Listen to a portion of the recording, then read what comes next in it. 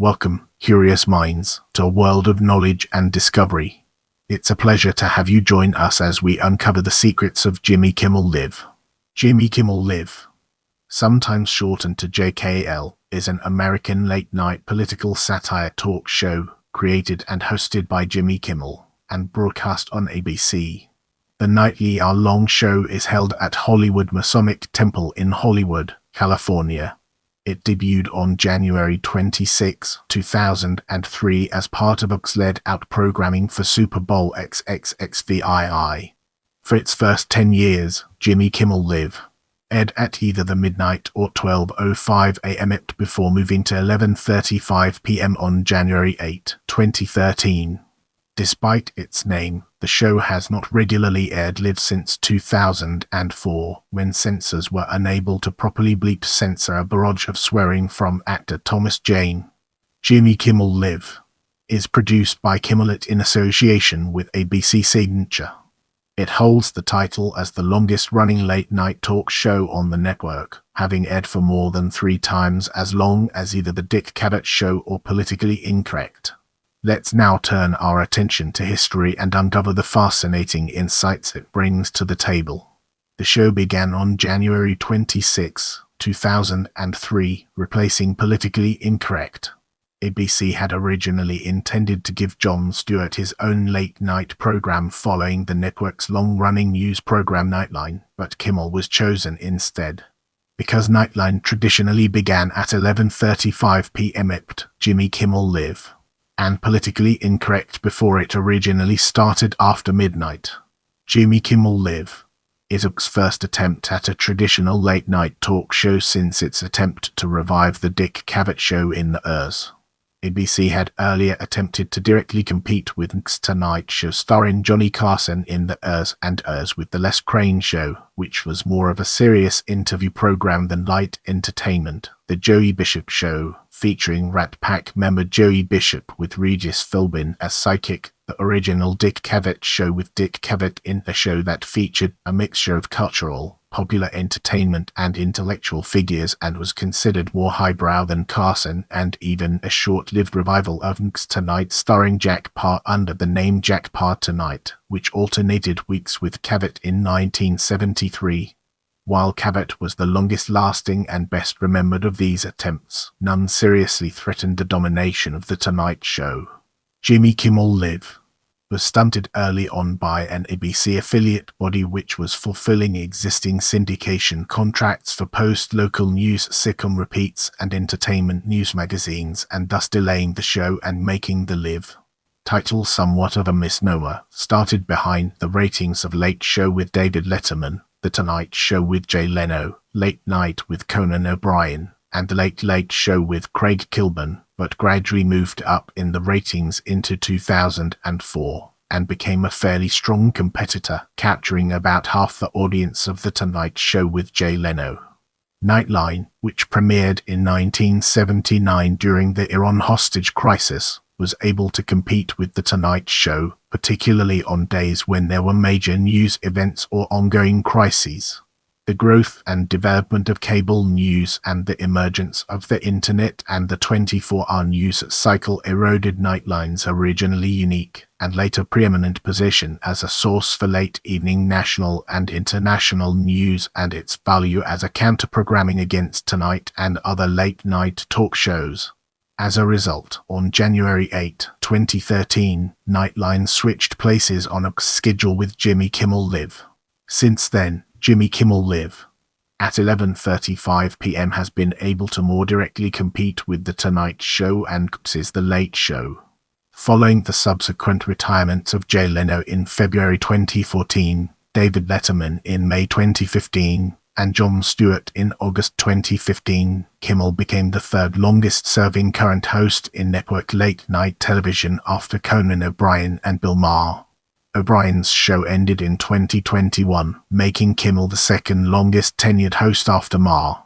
On April 14, 2009, after the March sweeps break, Kimmel began broadcasting in high definition.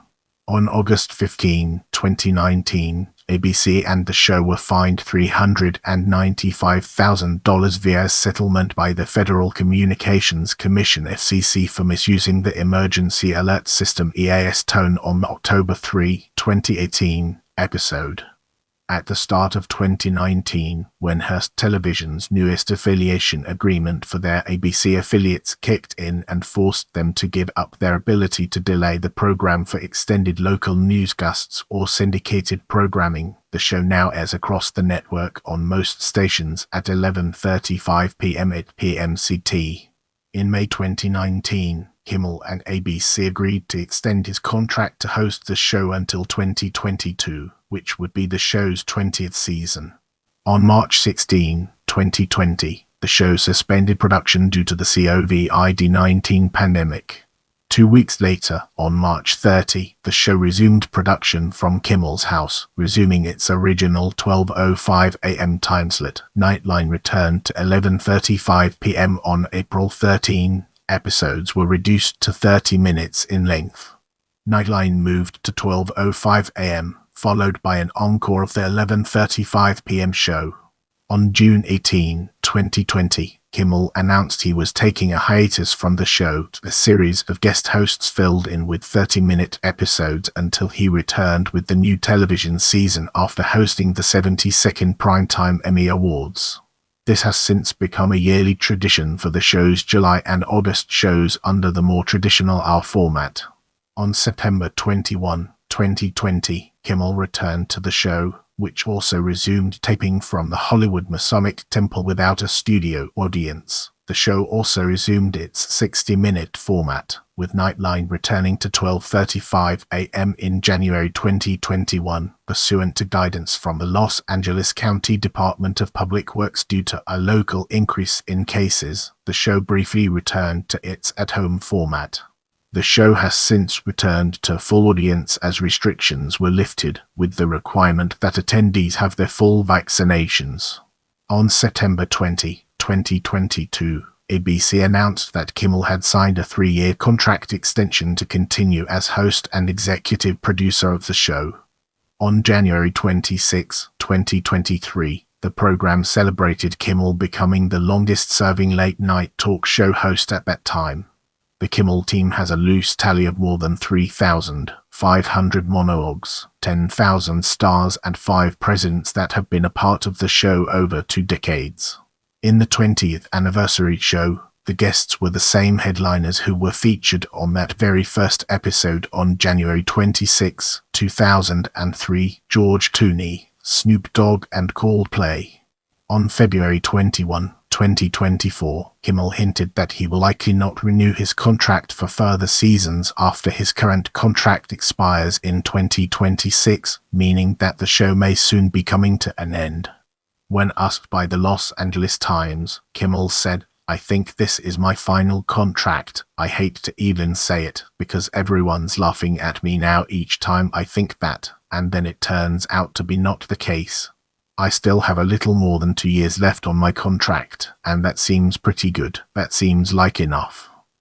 In the upcoming section, we'll be dissecting production and exploring its intricate connections to our topic. Contrary to its name, Kimmel has not aired live editions regularly since 2004. Instead, it is shot at 5 p.m. Pacific time on the day of broadcast. This was in response to when actor Thomas Jane was a guest and censors were unable to properly bleep censor his barrage of swearing. Until 2009, new episodes aired 5 nights a week. From 2009 to 2012, the Friday episode was a rebroadcast of a recent episode. Starting with the January 2013 move, the Friday episode had been retitled Jimmy Kimmel Live. This week, which showed highlights from the entire week of shows. However, the show has since reverted to airing a rebroadcast of a recent episode on Fridays, though current events do allow for new occasional Friday episodes. With our curiosity piqued, let's embark on a dedicated exploration of talent and its fascinating intricacies. The show's house band is Cleto and the Cletons, led by saxophonist Cleto Escobedo III, a childhood friend of Kimmel. The other Cletons of the band are Cleto Escobedo Jr., the bandleader's father, on tenor and alto saxophone, Jeff Babko on keyboards, Toshi Yanaji on guitar, Jimmy Earl on bass, and Jonathan Dressel on drums. Like other talk shows with live bands, Sleeto and the Clintons play the show's opening and closing themes and play into and out of commercial breaks. They usually play through the entire break for the studio audience. The show's opening theme was written by Les Pierce, Jonathan Kimmel, and Cleto Escobedo III and sung by Robert Goulet. The show originally had guest co-hosts each week who would sit at the desk with Kimmel and participate in skits and questioning each night's guests. The show also featured guest announcers until comedian Andy Milonakis took over as the show's announcer from late 2003 to 2004. He would also appear in comedy bits for the show.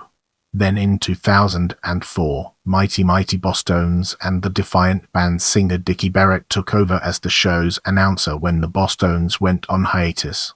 The band has since become active again and performed live on the show in 2009. Since its inception, stand-up comedian Don Barris has performed as the warm-up comic for the in-studio audience, although he rarely appears on camera. Before joining JKL, Barris was the warm-up comic for The Man Show. Francis Uncle Frank Potenza, Kimmel's real-life uncle, served as a security guard for the show and appeared regularly in bits on camera with Kimmel and other employees of the show.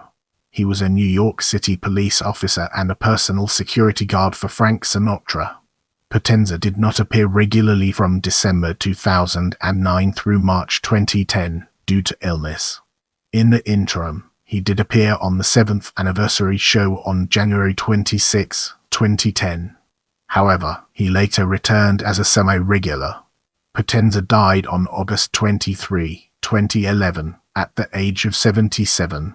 Guillermo Rodriguez is the parking lot security guard for the show, and frequently serves as a celebrity gossip correspondent in a segment called Guillermo's Hollywood Roundup. Beatrice Rice was another parking lot security guard who had several of her own segments on the show until her death from cancer on January 21, 2009. In this section, we'll be deep diving into Kimmel and Matt Damon, unraveling its complexities and uncovering valuable insights. Frequently at the end of the show, Kimmel thanks the guests as usual, but then adds, "Our apologies to Matt Damon. We ran out of time." Damon himself told Parade magazine in 2011 that Kimmel said he first did it at a low moment at the end of a show which had substandard guests. The show's producer liked the joke, and Kimmel continued to do it on subsequent shows for their amusement. During a 2013 appearance on the radio talk show Fresh Air, Kimmel further stated that he only chose Damon's name because it was the first A-list actor that popped into his head that we absolutely would not bump if he was on the show. On September 12, 2006, Damon appeared on the show. A montage of clips demonstrating the numerous times Kimmel performed the bit was shown and, after a very lengthy introduction by Kimmel, Damon appeared on stage. After a few seconds, Kimmel apologized and stated that the show was out of time. He asked Damon if he could return the next night, to which Damon replied, "Go fuck yourself." An infuriated Damon continued to curse at Kimmel throughout the rolling of the credits, ultimately slapping the desk and walking off the set. In the December 17, 2006 issue of United States of America Weekend, Kimmel acknowledged that the Damon incident was a joke. In the show, which aired on June 5, 2007, Kimmel sent his sidekick Guillermo to the Ocean's 13 premiere to interview Damon, though when he started the interview, he said that they were out of time, at which point Damon assumed that Kimmel sent him. In the August 2, 2007 episode, Kimmel then announced that Guillermo was taking on the role of Jason Bourne, who was played by Damon, for the Bourne Ultimatum. A clip was shown in which Guillermo was playing Bourne until Damon showed up and thought that Kimmel was now trying to bump him from his movie. Damon tried to chase Guillermo, but Guillermo slapped him and jumped through a wall. In Kimmel's 2010 post-Oscar show, he featured a clip called The Handsome Men's Club, which ended with Damon telling Kimmel, "We're all out of time," then bursting into evil laughter after Kimmel was ejected from the club for not being handsome enough. However, it turned out to be a dream, as he wakes up next to Ben Affleck. Damon was part of the all-star cast assembled by Kimmel for his 2012 Oscars parody, which was a mock trailer for a non-existent blockbuster called Movie, The Movie. Damon appears briefly in a full great suit, only to be informed his scene had been cut from the film, after which he is shown storming out of the studio as part of the trailer, cursing at Kimmel. In the mock trailer for the sequel, Movie, The Movie 2, Damon appears again as an alien who is munching on a sandwich only to think he is munching something else. He walks out cursing Kimmel again. However, it later shown to just be a toy. In August 2013, Guillermo crashed a Matt Damon interview about his upcoming movie Elysium by promoting his own movie called Estupido, about a stupid man, which poster had an arrow pointing towards Matt Damon. At the end of the interview, Matt removed the poster, revealing on the other side the name of another Guillermo movie called Arseface, also with an arrow pointing towards Matt. Matt accuses Guillermo of acting on Kimmel's orders and, facing the camera, starts to say you, at which time it cuts to Guillermo's promo, which ends with Matt's face turning into an arse. In February 2014, Damon was invited with the cast of The Monuments Men. Damon sat in another seat. A fake fire was activated at the end of the show when Kimmel asked Damon a question. During Kimmel's 2016 post-Oscar special, Ben Affleck wore a very large coat for his appearance, and Damon emerged from the coat for the interview. However, he was removed from the studio by an enraged Kimmel, who then moved on to interview Affleck. Later, Damon appeared in a sketch about the movie that Affleck stars in, Batman v Superman, Dawn of Justice, representing his role as astronaut Mark Watney. When Kimmel hosted the 89th Academy Awards on February 26, 2017, he renewed his feud with Damon, first in a skit harshly criticizing Damon's film We Bought a Zoo, having the announcer introduce him as only the unnamed guest of Ben Affleck, and personally conducting the orchestra to play him off while Damon was talking before announcing the nominees and award winner. On an appearance on The Tonight Show starring Jimmy Fallon, Damon praised Fallon for his speedy invitation process, which Kimmel poked fun of. In June 2020, during the COVID-19 pandemic, when Kimmel was hosting the show from his house, Damon emerged from one of Kimmel's bedrooms, revealing to have been there during the whole pandemic, and demanded to be on the show when Kimmel wanted to take a break. Then it was revealed Kimmel's wife had been cheating on him with Damon again. This resulted in Kimmel telling Damon he is not on the show. On April 1, 2022, with Jimmy Fallon hosting in place of Kimmel for April Fool's Day, Fallon announced Matt Damon as a guest on the show. Instead, Justin Timberlake emerged wearing Boston Red Sox apparel and carrying a Dunkin' Donuts coffee cup, loosely in character as Matt Damon. The interview ended with Timberlake spray painting I 3 Matt Damon on the front of Kimmel's desk. As we transition, let's shed light on I'm Fucking Matt Damon video and its relevance to our ongoing exploration. In a segment that aired on January 31, 2008, Kimmel's then longtime girlfriend Sarah Silverman appeared on the show and announced, via a music video, that she had been fucking Matt Damon. Damon took an additional jab at Kimmel's long-running gag by telling Kimmel at the end of the video, "Jimmy, we're out of time. Sorry." On February 24, on Kimmel's third post-Oscar show, he debuted his rebuttal video, announcing that he was doing the same to Ben Affleck. Kimmel introduced his star-studded musical by addressing Damon and vowing, "You take something I love from me, I'm gonna take something you love from you." Affleck is Damon's longtime acting and writing collaborator. The two first became prominent as such for Good Will Hunting and later channeled this collaboration into Project Greenlight. In addition to Affleck, the video featured Robin Williams, Don Cheadle, Harrison Ford, Hyman Walsh, Cameron Diaz, Christina Applegate, Benji Madden and Joel Madden from Good Charlotte, Dickie Barrett, Christopher Mintz-Plasse, Lance Bass, Dominic Monaghan, Meat Loaf, Pete Wentz, Joan Jett, Huey Lewis, Perry Farrell, Macy Gray, Rebecca Romijn, Josh Groban, Jessica DeSico, and unnamed choir singers as recording booth singers, along with Brad Pitt as a delivery man. The video gained widespread media attention, with Kimmel jokingly telling the New York Times, "Every once in a while, Hollywood rallies itself for a worthy cause." On its end of the decade best of list, Entertainment Weekly put Damon as an action star at no. 60 and the Silverman video on no.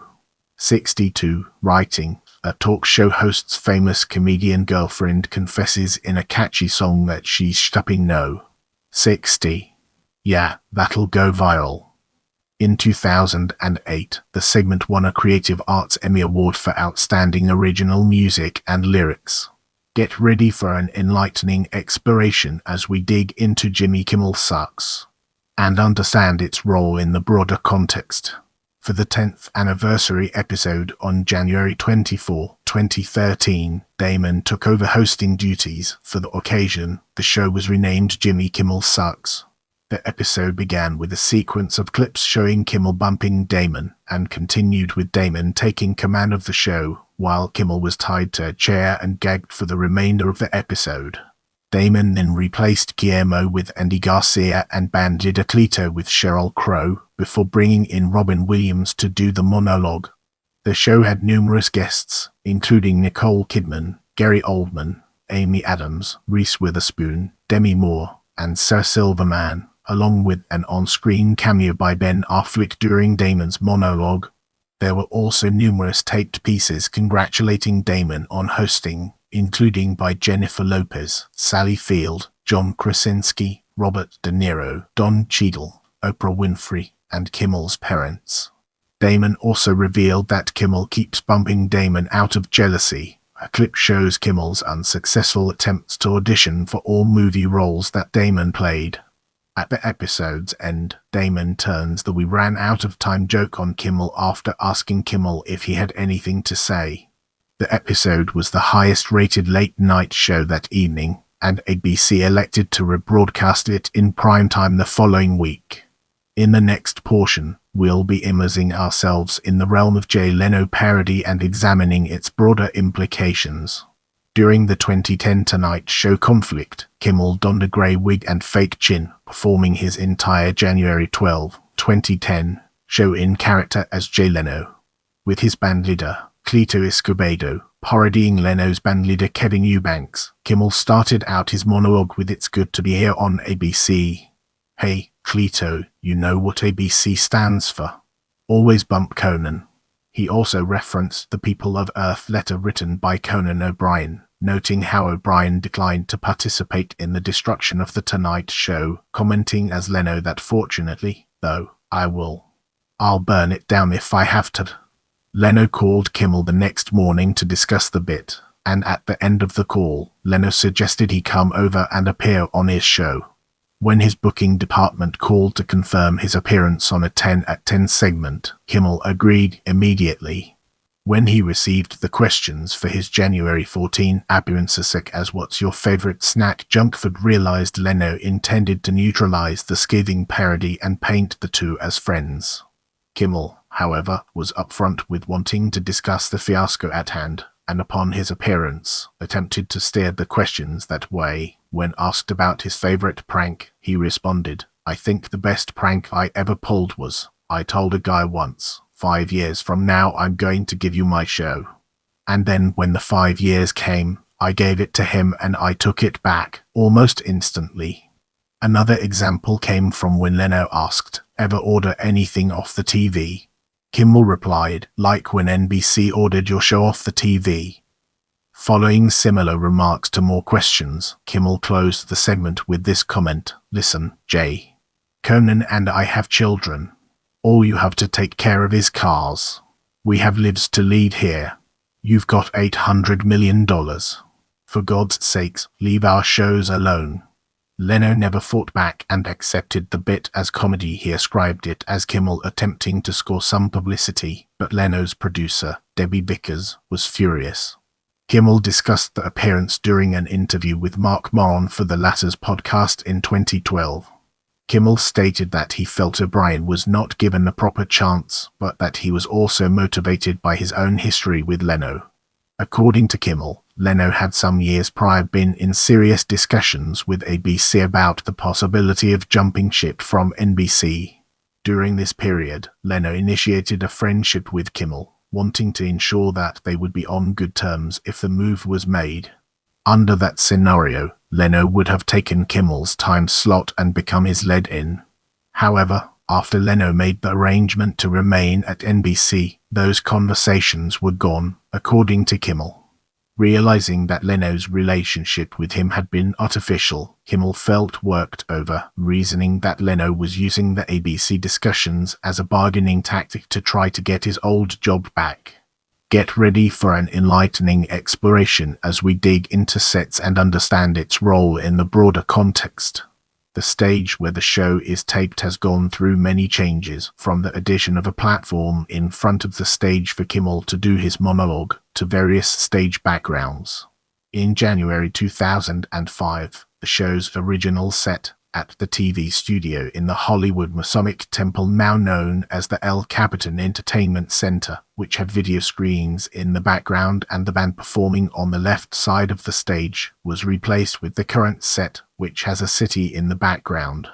The band now performs on the right side of the stage.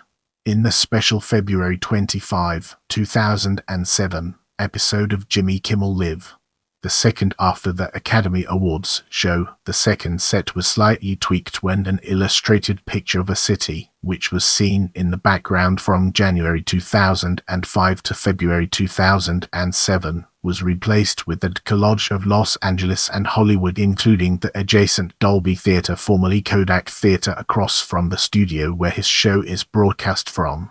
The image, which was first used during Lionel Richie's outdoor stage performances in the September 16, 2006 episode, was created by artists Cohen Chair and Brian Walters. A brand new set was unveiled January 8, 2013, coinciding with the show's move to the earlier 11:35 p.m. timeslot. The new set is similar to the previous one, though the desk and chairs are no longer a stationary set element, and are only brought out for the guest interviews.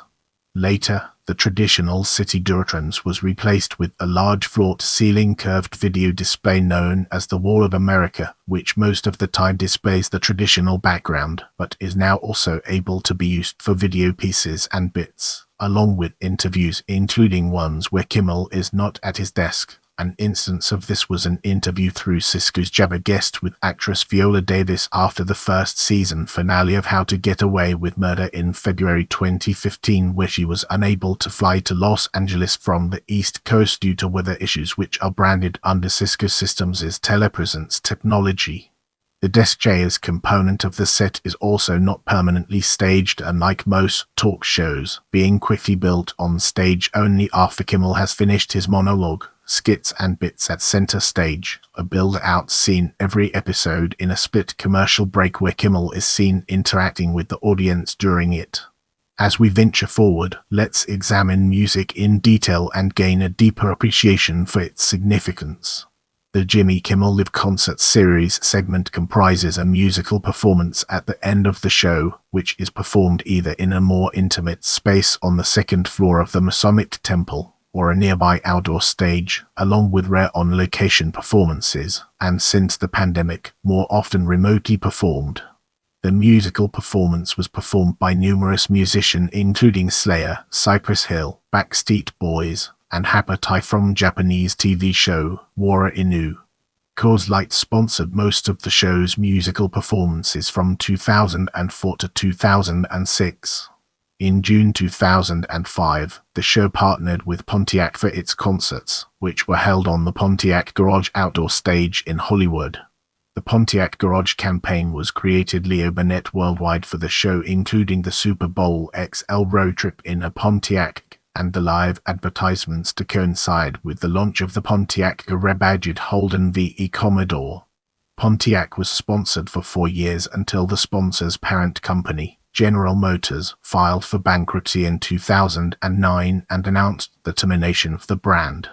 Beginning in October 2009, Anheuser-Busch's Bud Light, initially Bud Light Golden Wheat, replaced Pontiac as the segment's sponsor. In January 2013, Sony took over sponsorship.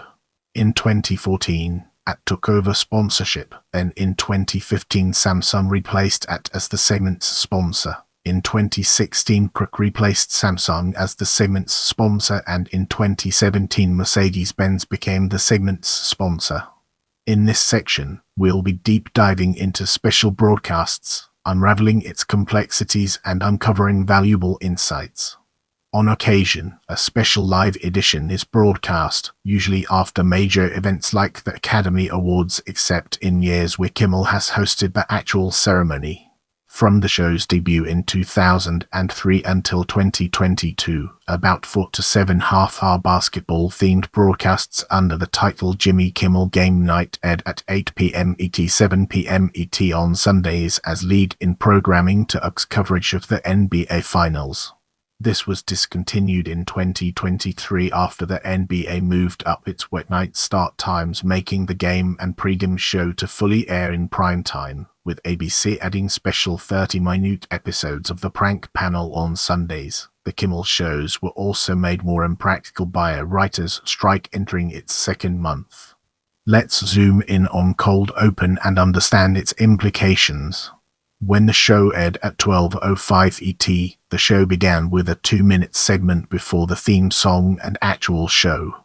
Originally a miniature monologue and preview of the guests, the segment expanded to include miniature skits and other ways to plug a product from one of the show's sponsors. These, better known as integrated commercials, are rarely repeated. The cold open device was later adopted by The Late Late Show with Craig Ferguson, and it also remains in use by James Corden for occasional segments for his version. These segments were dropped when the show moved to 11:35. For XO stations and some affiliates, Kimmel does tape a promo introducing the night's guests and bits meant to be bedded into a late segment of their local newscasts. Let's now turn our gaze towards show opening and explore the fascinating connections it has to offer. The show's original opening sequence was a fly around of Hollywood before transitioning to Kimmel entering the theater as he flips the switch from the left side. It was later changed to a stop-motion piece which showcased Kimmel in casual gear with his dry cleaning stopping at various places in Hollywood until arriving at the theater. On October 27, 2011, the show introduced a new opening sequence that shows Kimmel zip-lining through Hollywood until he arrives at the theater. In January 2015, the show premiered a new opening, created by Industrial Light and Magic. The sequence begins with Kimmel turning on the lights of Los Angeles from the Hollywood sign before the background instantly changes to several locations in Los Angeles before transforming into the theater where Kimmel leads the camera. It was later shortened with the Hollywood sign was already turned on and the background doesn't change. In 2016, after Kimmel grew out his beard, the sequence was modified slightly to remove Kimmel's presence. From March to August 2020, during the time the show is filmed from his home, Kimmel's kids created a unique opening sequence. Starting in late September 2020, upon Kimmel's return to the studio, a picture of the classic 1962 ABC ID, fully recreated to fit the widest screen format, alongside the animated version in the October 30, 2020 episode, was used. It was later removed in December 2022. It was previously used as a variant with the American flag being shown in the transition from to in the special episode Intermission Accomplished, a tribute to Trump. The intro has been simplified with the shot of the stage before Jimmy comes to the stage. Starting from May 2021, upon the audience returning, the simplified intro now shows the show's logo from multiple angles, which now shows the sign being turned on after the previously on Jimmy Kimmel Live segment starting in September 2023. However, with every broadcast, the show's announcer, Dickie Barrett, then Lou Wilson starting in 2022, consistently starts off by saying, "From Hollywood, it's Jimmy Kimmel Live tonight," and then listing the show's guests. At the end of the opening, Barrett comes up with a different introduction quip after "and now," every time, such as "without further ado," or "I warn you," and finishing with saying "Here's Jimmy Kimmel," while elongating the L sound just to give the show its own uniqueness. In the game night specials, Barrett doesn't do the introduction quips and will say "And now, here's Jimmy Kimmel." Starting from 2020, Barrett, then Wilson, with the latter being shown as he introduces Kimmel to the stage. The introduction quips were removed and will now say "And now, Jimmy Kimmel." However, from September 2020 to May 2021, Barrett would say "And now, Jimmy Kimmel," to give a lighter tone to what he normally say. Originally, Andy Milonakis was the announcer. For the show's 20th anniversary episode, it shows an evolution of the show's intro, which starts from the 2003 version all the way to the 2021 version, ending with the show's current logo. The screen ratio transitioned from to when it gets to the 2011 version. Wilson, however, was not shown after the intro. Starting in September 2023, the program starts with a previously on Jimmy Kimmel Live segment before the title sequence, which shows a video on social media parodying a recap segment of various drama shows. That segment would later be dropped in late February 2024. Notable segments: Harrison Ford vs. Chewbacca feud. On July 27, 2011, Ford appeared in a pre-show segment in which he is shown arguing in his dressing room with Chewbacca, his former co-star from the original Star Wars trilogy, over an unexplained issue apparently related to Chewbacca cheating with Ford's wife. On April 17, 2013, during another appearance on Kimmel, Chewbacca appeared in the audience during a question and answer session. Ford reignited the argument regarding Chewie's apparent dalliance with his wife, and the staged segment ended with the furious Ford storming out of the studio. Finally, on November 24, 2015, Ford settles his feud with Chewbacca by saving him from suicide and remembering together the good old times. Feud with Kanye West. The rap musician launched a tirade directed at Kimmel on Twitter after a September 25, 2013 sketch involving two children reenacting West's recent interview with BBC Radio 1, in which he calls himself the biggest rock star on the planet. Kimmel reveals the following night that West called him to demand an apology shortly before taping. In October 2013, Kimmel had West back on the show and apologized to him. Back to the Future Day. On October 21, 2015, the future date featured in Back to the Future Part 2. Michael J. Fox and Christopher Lloyd appeared as Marty McFly and Doc Emmett Brown, arriving from 1985 in the DeLorean time machine, with Jimmy explaining what life in 2015 was like. Afterwards, Jimmy interviewed Fox as himself. Birth of William Kimmel. Returning to the show on May 1, 2017, after a hiatus, Jimmy, in his monologue, tearfully recounted the open heart surgery his newborn son, William, had to undergo after it was discovered he had a congenital disease. Furthermore, the host made an impassioned plea to lawmakers in the United States government on both sides to ensure everyone has access to health care, referencing repeated efforts by Republicans in the House of Representatives to repeal the Affordable Care Act, an effort, by coincidence, House Republicans managed to reach later that week, on May 4. To care for his child, Kimmel took the rest of the week off, with guest hosts Will Arnett, Anthony Anderson, Kristen Bell and David Spade filling in. In November 2017, Shaquille O'Neal, Dave Grohl, Channing Tatum and Jennifer Lawrence filled in as guest hosts for Kimmel when his son had his second heart surgery.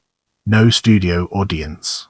On January 27, 2020, Kimmel elected to tape the show in an empty studio following the death of NBA superstar Kobe Bryant, who had appeared on the program 15 times by Kimmel's count.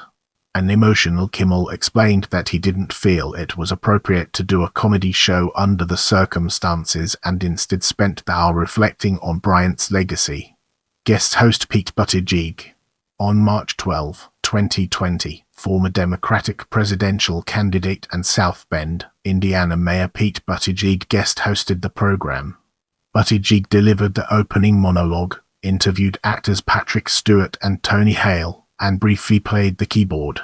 Segments included a skit in which Buttigieg applied for a new job at Wetzel's Pretzels and a mock game show hosted by LeVar Burton in which he tested his knowledge of Star Trek against Stewart. He lost. Due to the COVID-19 pandemic, several crew members and Buttigieg's husband Jason served as the in-studio audience. This marks the first time a politician has hosted an American late-night talk show. This was also the final broadcast of the show before it was shot from lockdown. As we venture forward, let's examine mean tweets in detail and gain a deeper appreciation for its significance. In March 2012, in honor of Twitter's 6th anniversary, Jimmy Kimmel Live featured a segment called Mean Tweets with celebrities including Will Ferrell, Jason Bateman, Kristen Bell, Roseanne Barr, Anna Faris, and Kathy Griffin reading aloud actual tweets directed toward them by Twitter users while the song Everybody Hurts by REM plays in the background. The segment was extremely popular, with more than 38 million views on YouTube by April 2015. Additional Mean Tweets editions have aired, featuring celebrities including Robert De Niro, Julia Roberts, Tom Hanks, Adam Sandler, Britney Spears, Sofia Vergara, Jon Hamm, Julia Louis-Dreyfus, Aaron Paul, Benedict Cumberbatch, Kate Blanchett, Matt Damon, Vanessa Hudgens, Tim Robbins, Hugh Grant, and Bill Murray. The tweets selected for the segment are invariably abusive, vulgar, or rude, often objecting to the celebrity's physical appearance or perceived lack of talent. In many cases, the celebrity is then afforded the opportunity for a brief albeit scripted response to the mean tweet. The show has also aired several themed editions of Mean Tweets, including special NBA, NFL, college football, and music editions. In March 2015, President Barack Obama, who was a guest star, took part in a President Obama edition of Mean Tweets, during which he read tweets from people mocking his jeans and blaming him for the high price of beer. The Obama segment attracted more than 10 million views in one day. On occasion, Kimmel will introduce a surprise celebrity guest for a live-on-stage mean tweet, which was later made into a compilation. Celebrities who appeared on stage include Jeff Bridges, Dwayne Johnson, and Halle Berry. With the foundation laid, let's embark on a journey into this week in unnecessary censorship. A Thursday night segment, which features clips of innocuous television shows such as newscasts deliberately edited typically with bleeps to make them appear offensive. As we embark on the next leg of our journey, let's unpack the layers of Jimmy Kimmel YouTube challenge and examine its core elements. Kimmel will give out a challenge to viewers asking them to videotape themselves pulling a prank on a family member or significant other, and then revealing that Jimmy Kimmel told me to do it. The best clips are then aired on the show. Get ready for an exciting exploration as we unravel the mysteries of eyewitness news. A correspondent not seen on camera will ask pedestrians on Hollywood Boulevard a fake question related to an actual current news event. Most of the people answering the question will usually play along, giving the impression that they believe that the so-called fake event really happened. With the foundation laid, let's embark on a journey into Jimmy Kimmel Pedestrian Question. Kimmel will send a correspondent not seen on camera to ask a set of random pedestrians a question related to a certain theme. Kimmel will then have the audience guess the answer to the question, then will reveal the answer to the audience. As we enter this new phase, let's analyze Halloween candy YouTube segments from different angles and evaluate its significance. Starting in 2011, every Halloween, Kimmel asks his viewers to take away their children's Halloween candy, videotape their kids' reactions once they tell their kids that they ate their Halloween candy, and post it on YouTube with the respective hashtag. Once his team has compiled all the YouTube videos, he airs them on his broadcast days later. These segments have attracted criticism for potential promotion of emotional abuse. In this section, we'll be exploring Generation Gap. This segment, a quiz show between different generations of family members, was spun off into its own game show produced by Kimmel and Mark Burnett. Regionally ordered in 2019, it premiered on July 7, 2022, and is hosted by Kelly Ripa. Get ready for an exciting exploration as we unravel the mysteries of other end-of-show segments. At the end of some shows, there are comedians doing comedy.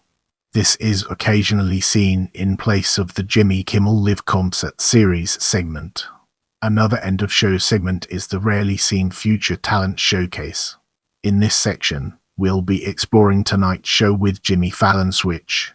On April 1, 2022, Kimmel swapped places with Jimmy Fallon as part of an April Fool's Day prank, with Fallon hosting Jimmy Kimmel Live and Kimmel hosting The Tonight Show. As we venture forward, let's take a closer look at international broadcasts and its impact on our understanding. Jimmy Kimmel Live airs worldwide on multiple outlets. In Australia, the Comedy Channel began airing the program in September 2009. However, it was replaced in March 2010 by the return of The Tonight Show with Jay Leno. The Comedy Channel resumed airing the program from September 22, 2015. In Canada, the show previously aired on BiteIt and CHCH. The show aired on SATIT from 2012 until September 20, 2014. Even after its move to 11:35, SATIT continued to tape delay the show to midnight to maintain its hour-long late-night newscasts. Jimmy Kimmel Live began airing on CTV Comedy Channel, formerly the Comedy Network, beginning on September 22, 2014, initially airing in simulcast with ABC. However, in January 2015, the program was yet again tape delayed to midnight in favor of The Nightly Show with Larry Wilmore. Jimmy Kimmel Live aired on the Comedy Network until the end of August 2017. The following month, the show was added to CMT Canada's schedule, initially airing in simulcast with ABC. The show aired on CMT Canada until August 2018 and has not aired on a Canadian channel since. However, the show is still available to Canadians through imported ABC stations included in standard pay TV packages. In 2022, the show returns tape delayed to SATIT. In India, Jimmy Kimmel Live premiered with its 14th season and has aired on weeknights since at 9 p.m. IST/STAR World India. The show airs 12 hours after the US broadcast since September 23, 2015. Moving ahead, let's uncover the hidden gems within YouTube viewers for late-night shows and discover their significance. The Jimmy Kimmel Live YouTube channel shows a cumulative of 13,100,645,796 views, and The Late Show with Stephen Colbert channel shows a cumulative of 9,237,694,014 views. With that being said, let's now move on to ratings among late-night talk shows. Jimmy Kimmel Live is currently the 20th most popular show on ABC and 97th overall on TV, watched by a total number of 1,746,000 people. 0.56% rating, up 23% from last week per episode, as of the average weekly audience measurement for the period ending January 22, 2023, surpassing Tonight Show starring Jimmy Fallon, watched by a number of 1,278,000 people for the same period. Jimmy Kimmel Live has been repeatedly dominating late-night talk shows among adults 18-49. Some ratings examples mentioned below. During the week of January 16, 2023, Jimmy Kimmel Live ranked as the No. 1 late-night talk show among adults 18-49, 307,000, beating The Tonight Show starring Jimmy Fallon by 21%, 253,000, and CBS The Late Show starring Stephen Colbert by 27%, 241,000. In fact, Kimmel posted its largest advantage over The Tonight Show so far this season in adults 18-49, 21%. The Monday broadcast of Kimmel on January 16, 2023 was the No. 1 late-night telecast of the week among adults 18-49, 584,000. Jimmy Kimmel Live is week's No. 1 late-night talker in adults 18-49, beating Fallon and CBS Colbert by more than 20% each. ABC late-night talk show soars to its strongest week since June. Monday's Kimmel ranks among season's top 3 telecasts for any late-night talk show in adults 18-49. Ratings report for week of September 26, 2022 shows that when broadcasting from Brooklyn, New York, Jimmy Kimmel Live ranked as the No. 1 late-night talk show among adults 18-49, 300 and 1,000, beating The Tonight Show starring Jimmy Fallon by 8%, 278,000, and CBS The Late Show starring Stephen Colbert by 14%, 264,000. In fact, Kimmel stood as the No. 1 late-night talk show for the second week in a row with adults 18-49. Monday's telecast of Jimmy Kimmel Live was the week's No. 1 late-night telecast among adults 18-49, 500 and 1,000.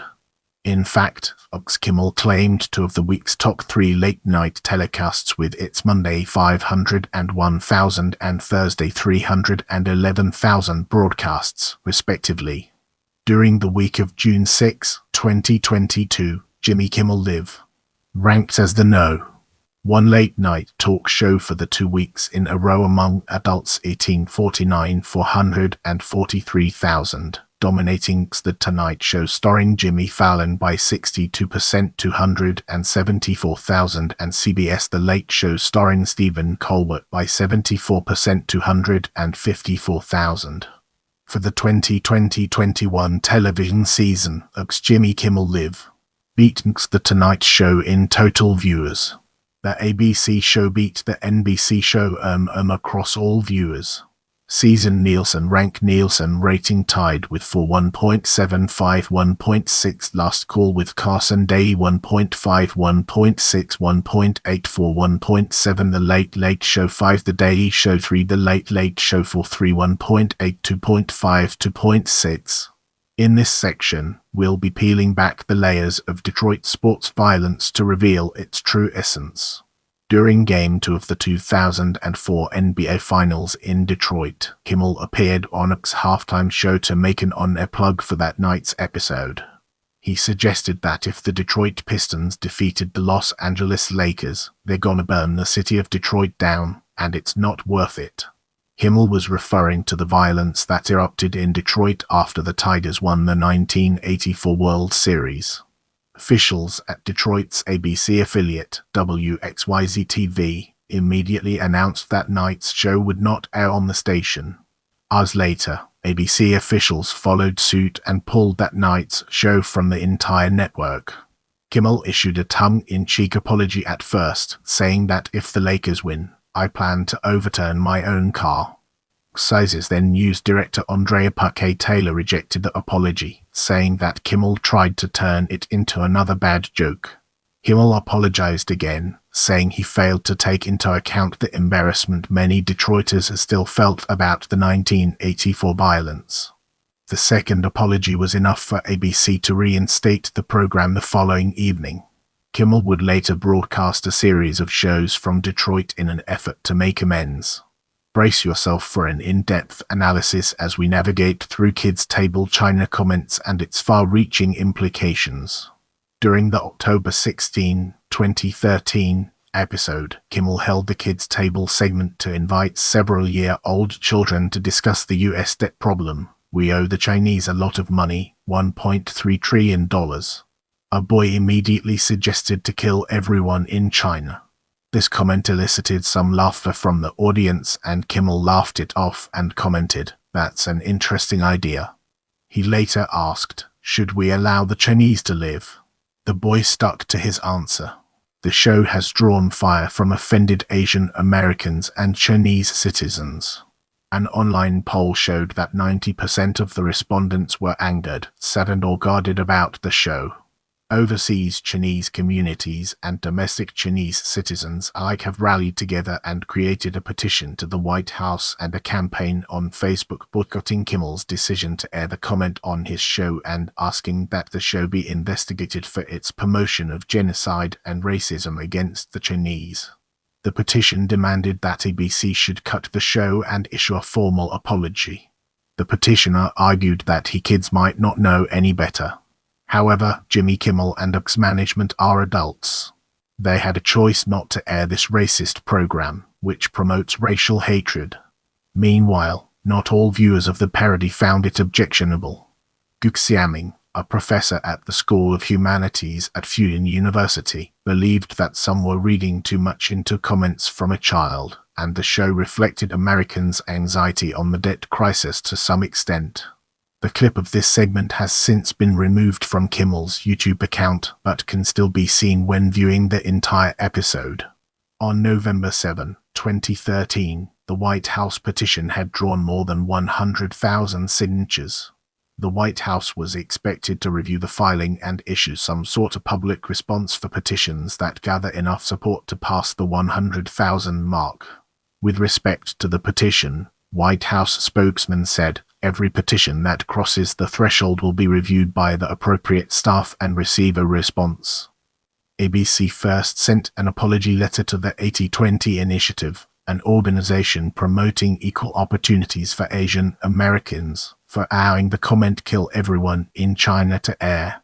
This letter, signed by ABC senior executives, read in part, "We would never purposefully broadcast anything to upset the Chinese community, Asian community, anyone of Chinese descent or any community at large. Our objective is to entertain." This letter also said that ABC had removed the controversial comment from all media platforms and would remove it from future airing. The chairman of the initiative, S.B. Wu, lodged the protest with ABC after he found out the segment was actually not live, and he considered this apology not a victory at all and could be more satisfactory for Asian American communities. During the October 28, 2013 episode of his show, Kimmel addressed this issue, stating that "I thought it was obvious that I didn't agree with that statement, but apparently it wasn't, so I just wanted to say, I'm sorry, I apologize."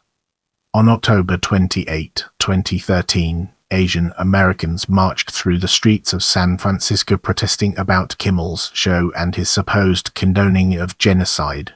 They gathered around ABC headquarters in New York City and demanded a more elaborate apology and that an ABC representative come receive letters of protest. On November 1, 2013, Chinese American demonstrators, mainly from Houston, gathered outside Scks' local office building to protest the offensive skit the show aired "Kill Everyone in China." The crowds shouted slogans like "Shame on ABC," "Boycott ABC," and "Fire Kimmel." However, protesters were still not satisfied with Scks' apology and organized a nationwide protest against ABC on November 9 in 27 cities, including a rally outside Scks' headquarters in Burbank.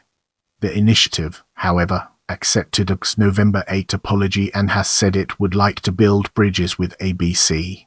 Moving ahead, let's uncover the hidden gems within YouTube gaming and discover their significance. During the August 27, 2015 episode, Kimmel made a sketch parody making fun of the YouTube gaming platform and the Let's Play culture in general. He received a great deal of criticism from the members of the gaming community on YouTube. At one point, the upload of the sketch was the most disliked video on his channel until November 18, 2021, when YouTube hid the number of dislikes on videos. Kimmel received death threats in the video's comments section, which Kimmel made fun of with two other videos a few days later. The two reaction videos also received negative reception. In the upcoming section, we'll be dissecting Melania Trump accent joke and exploring its intricate connections to our topic.